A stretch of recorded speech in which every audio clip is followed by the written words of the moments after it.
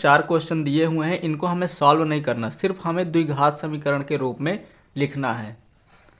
तो पहला क्वेश्चन दिया है कि एक आयताकार भूखंड है जिसका क्षेत्रफल 528 मीटर स्क्वायर है। तो आयताकार का मतलब क्या होता है कि लंबाई और उसकी चौड़ाई जो होगी वो अलग अलग होगी। ये एक आयताकार भूखंड है। हमने यहाँ पे मान लिया कि इसकी जो लंबाई है वो x है। तो इस प्रकार से एक आयताकार भूखंड हमने ले लिया जिसका क्षेत्रफल भी दिया हुआ है 528 मीटर स्क्वायर। तो क्षेत्रफल हमें दिया है, तो क्षेत्रफल हम लिख लेंगे यहाँ पे। अलग से अभी लिख लेते हैं कि इसका जो क्षेत्रफल है वो 528 है। आयताकार भूखंड में ये लंबाई होती है और ये चौड़ाई होती है। तो जो क्षेत्रफल का फार्मूला होता है वो लंबाई गुणे चौड़ाई होता है, यानी कि क्षेत्रफल का सूत्र होता है लंबाई और गुणे में चौड़ाई। क्षेत्रफल हमें दिया है 528। फिर आगे कह रहा है जो क्षेत्रफल की लंबाई है वो चौड़ाई के दोगुने से एक अधिक है, यानी जितनी इसकी चौड़ाई होगी उससे एक अधिक होगा लंबाई। अगर हम मान लेते हैं यहाँ पे कि जैसे यहाँ लिखा है कि क्षेत्रफल की लंबाई जो है वो चौड़ाई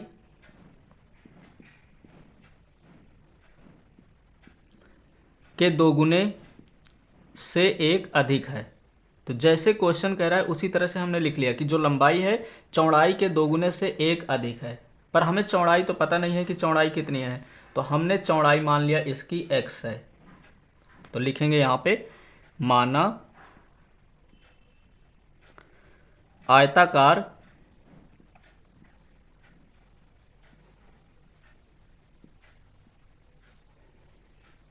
भूखंड की चौड़ाई बराबर x मीटर है। अब हमें चौड़ाई मिल गई, पता चल गया कि x है क्योंकि हमने इसको मान लिया है। तो लंबाई निकालना अब आसान हो गया, क्योंकि चौड़ाई को हमने x माना है तो x लिख दिया, 2 से मल्टीप्लाई कराएंगे, +1 है तो +1 लिख दिया। तो इसकी लंबाई हो जाएगी 2x + 1। तो चौड़ाई हमने x मान लिया तो इसकी जो लंबाई होगी वो 2x + 1 हो जाएगी। तो यहाँ पे लिखेंगे लंबाई इक्वल हो जाएगा 2x + 1। इस प्रकार से हमने यहाँ पे क्वेश्चन को सॉल्व कर लिया। अब क्वेश्चन में क्या है कि एक आयताकार भूखंड है, उसका क्षेत्रफल 528 है। तो क्षेत्रफल हमें पता है,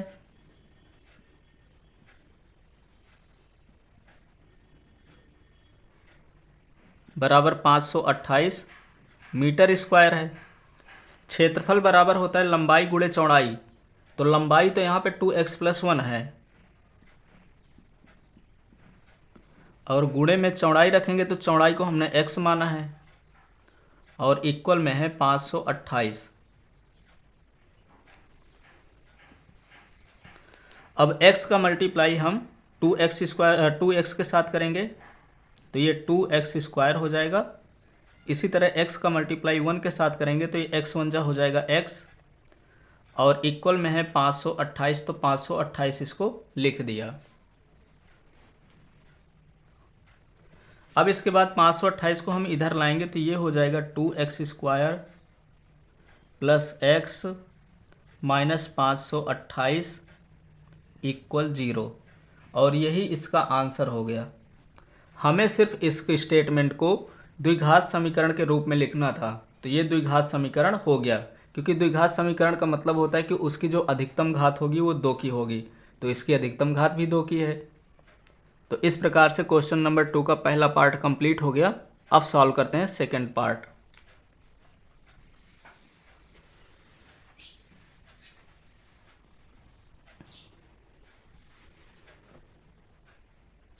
इसी तरह से अगला क्वेश्चन है कि 2 क्रमागत धनात्मक पूर्णांकों का गुणनफल 306 है। हमें पूर्णांकों को ज्ञात करना है। अब यहाँ पे पूर्णांक क्या होता है, क्रमागत का मतलब होता है लगातार। जैसे अगर हमने 1 लिया है तो 1 के बाद हम 2 लेंगे, अगर हमने 2 लिया है तो 2 के बाद 3, 3 के बाद 4, या कोई भी हम नंबर लेते हैं तो उसके तुरंत बाद वाला, तो उसे कहते हैं क्रमागत। अब धनात्मक का मतलब होता है कि जो नंबर होंगे वो धन के होंगे, यानी कि प्लस के होंगे, माइनस के नहीं होंगे। तो जैसे मैंने यहाँ पे 3 लिया तो 1 बढ़ा करके इसको 4 लिया। अगर मैं यहाँ पे 7 लेता तो 1 बढ़ा करके यहाँ पे 8 लेता। इसी तरह अगर मैं x लूँगा तो 1 इस पे बढ़ा करके दूसरा नंबर हो जाएगा x+1। ये दो क्रमागत धनात्मक पूर्णांक संख्याएं हो गई। तो लिखेंगे माना दो क्रमागत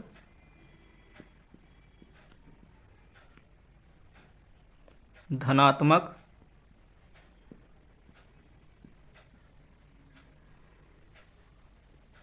पूर्णांक x और x+1 है। इन दो संख्याओं को हमने मान लिया। अब प्रश्नानुसार क्या कह रहा है, लिखेंगे प्रश्नानुसार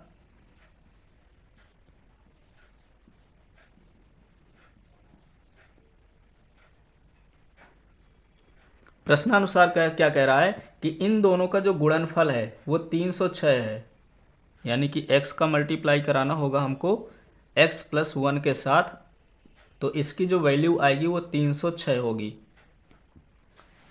तो x का गुणा x के साथ कराएंगे तो ये x² हो जाएगा। इसी तरह x का मल्टीप्लाई 1 के साथ कराएंगे तो x1 जा x हो जाएगा, और इक्वल में है 306।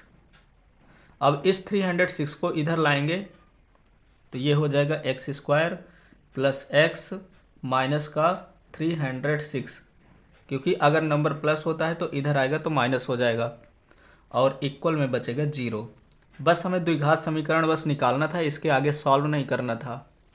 तो ये हो जाएगा हमारा आंसर। तो इस प्रकार से क्वेश्चन नंबर 2 का सेकंड पार्ट भी कंप्लीट हो गया। अब सॉल्व करेंगे हम थर्ड पार्ट।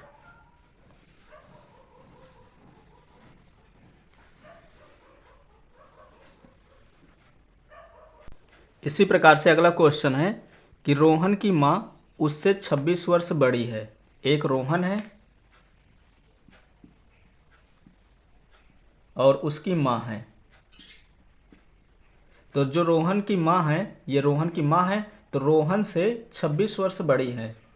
उनकी आयु का गुणनफल अब से 3 वर्ष बाद 360 हो जाएगी। हमें रोहन की वर्तमान आयु ज्ञात करनी है। हमें रोहन की वर्तमान आयु बताना है, तो रोहन की वर्तमान आयु तो दी नहीं है, तो हम यहाँ पे मानेंगे कि माना रोहन की वर्तमान आयु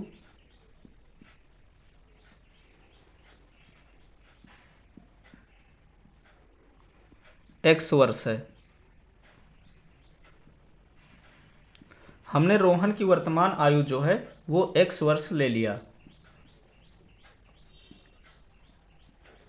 तो क्वेश्चन में क्या कह रहा है कि रोहन की जो माँ है वो रोहन से 26 साल बड़ी हैं। तो अगर हमने रोहन की आयु x माना है तो जो उसकी माँ की आयु होगी वो x+26 हो जाएगी। ये वर्तमान आयु है। तो अगर रोहन की आयु x है तो माँ की जो आयु होगी वो 26 साल बड़ी है, तो x+26 कर दिया। फिर इसके बाद यहाँ पे कह रहा है कि 3 वर्ष बाद, तो 3 वर्ष बाद हम निकालेंगे। तो जैसे रोहन आज 5 साल का है तो 3 साल के बाद ये हो जाएगा 8 साल का। अगर रोहन 10 साल का है तो 3 साल के बाद ये 13 वर्ष का हो जाएगा। अगर रोहन 20 साल का है तो ये हो जाएगा 3 साल के बाद 23 वर्ष का। यानी कि वर्तमान आयु में हम 3 प्लस करेंगे। तो रोहन वर्तमान आयु x है, तो 3 वर्ष बाद 3 वर्ष बाद रोहन की जो आयु होगी वो x+3 हो जाएगी, यानी 3 साल बढ़ जाएगी।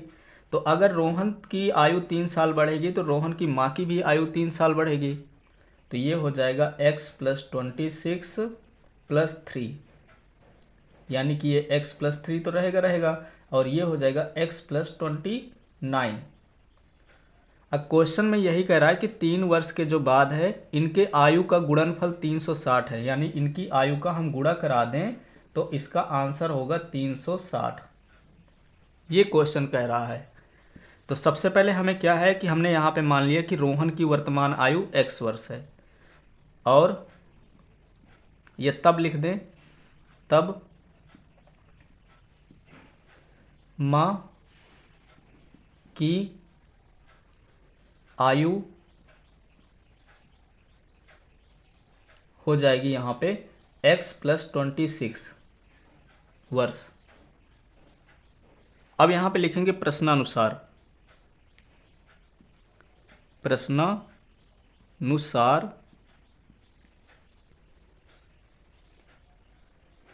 प्रश्नानुसार हमने लिख दिया। प्रश्नानुसार के बाद क्या लिखना है कि 3 वर्ष बाद, 3 वर्ष बाद, तो 3 वर्ष बाद जो रोहन की आयु होगी वो x प्लस 3 हो जाएगी,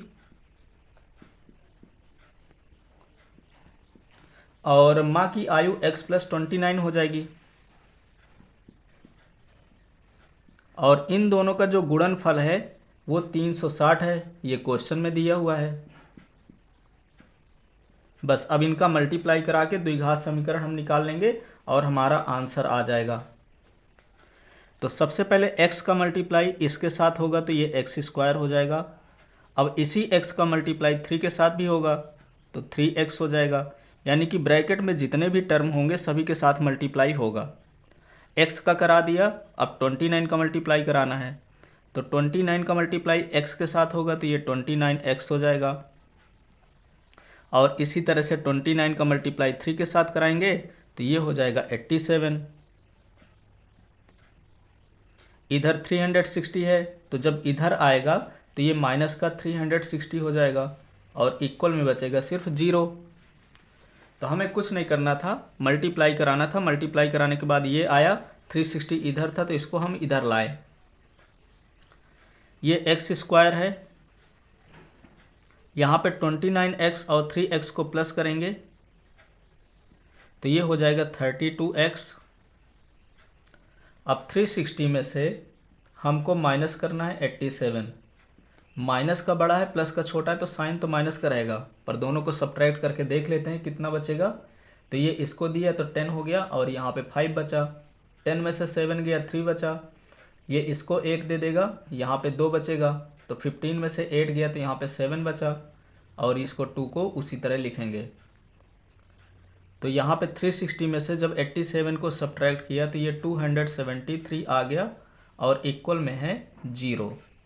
यही इसका द्विघात समीकरण हमें निकालना था।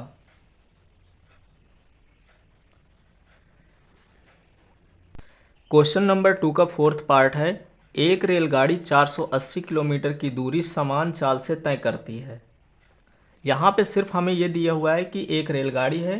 अगर हम मान लेते हैं कि यहाँ पे एक स्टेशन A है और एक स्टेशन यहाँ पे B है, तो यहाँ से यहाँ तक की जो दूरी दे रखी है वो 480 किलोमीटर है। हमें रेलगाड़ी की चाल नहीं दे रखी है, तो हमने यहाँ पे मान लिया कि रेलगाड़ी की जो चाल है वो x है। तो लिखना भी पड़ेगा कि माना रेलगाड़ी की चाल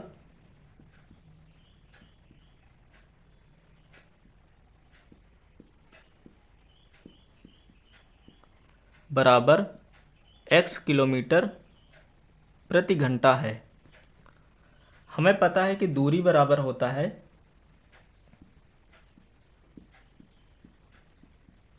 चाल गुणे समय, ये सूत्र होता है। तो हमें अगर समय निकालना है तो समय बराबर हो जाएगा, चाल आ जाएगा इधर तो दूरी बटे चाल।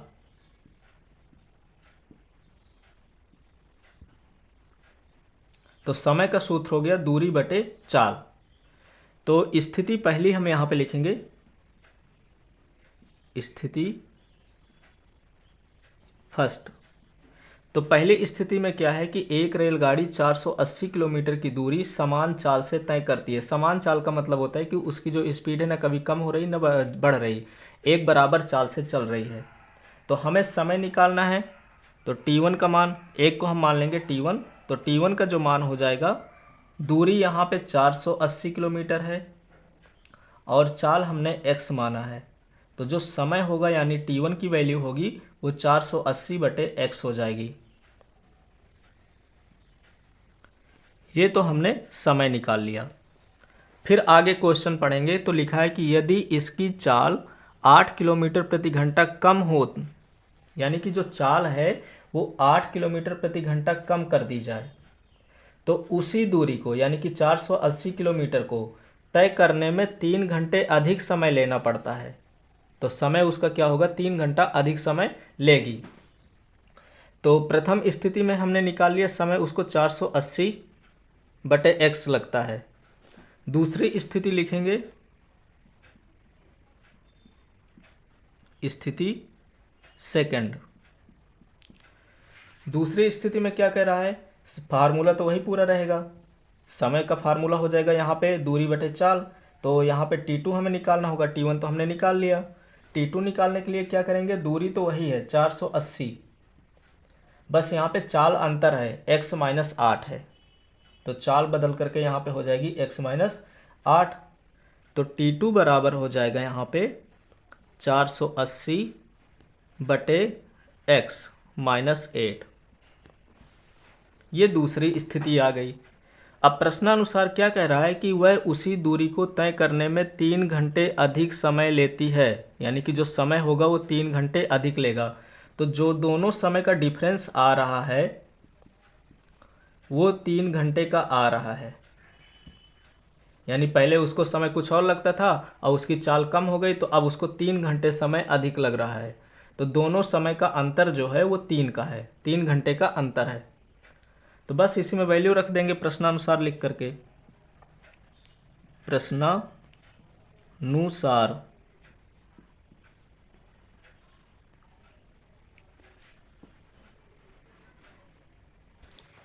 तो प्रश्नानुसार क्या है कि t2 की वैल्यू हम देखेंगे तो 480/x - 8 है,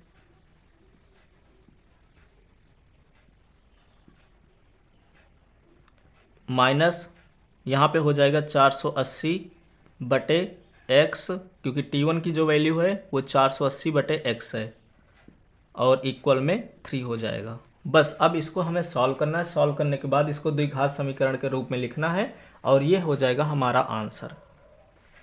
तो 480 दोनों में कॉमन दिख रहा है, तो हम इसको ऐसे भी लिख सकते हैं कि 480 को बाहर ले लिया तो ये हो जाएगा 1/x - 8, और इधर बचेगा 1/x इक्वल में 3। अब इसके बाद 480 इधर गुणे में है तो इधर आएगा तो ये भाग में हो जाएगा, यानी कि 3/480 हो जाएगा। और इधर x का मल्टीप्लाई 1 के साथ कराएंगे और x - 8 का मल्टीप्लाई इस 1 के साथ करा देंगे, क्रॉस इंटू करा देंगे ताकि हम इक्वेशन को हल कर सकें, और इन दोनों का मल्टीप्लाई नीचे हो जाएगा इस तरह से। अब आगे इसको सॉल्व कर लेंगे तो 3 से इसको काटेंगे तो 3 1 जा 3 हो जाएगा, और 3 से इसको भी काट देंगे तो 160 आ जाएगा। अब इसके बाद यहाँ पे x है, ये माइनस अंदर जाएगा तो माइनस का x हो जाएगा, और माइनस माइनस यहाँ पे प्लस का हो जाएगा। इधर देखेंगे तो x का इंटू एक्स के साथ जब कराएंगे तो x² हो जाएगा, और x का मल्टीप्लाई -8 के साथ कराएंगे तो ये माइनस का 8x हो जाएगा। इधर बचा है 1/160, यहाँ पे x से x कट जाएगा और सिर्फ बचेगा 8, और ये है x² - 8x, तो x² - 8x का मल्टीप्लाई 1 के साथ हो जाएगा। अभी एक बार और ऐसे ही लिख देते हैं, x² - 8x, और इधर है 1/160। इनका क्रॉस इंटू कराएंगे, यानी कि 160 का मल्टीप्लाई 8 के साथ करा देंगे यहाँ पे, तो जब इसका इंटू कराएंगे तो ये आ जाएगा 1280 इस तरह से। और एक्स स्क्वायर माइनस 8x का मल्टीप्लाई 1 के साथ कराएंगे तो जब 1 के साथ कराएंगे तो वही वैल्यू आ जाएगी, यानी एक्स स्क्वायर माइनस 8x।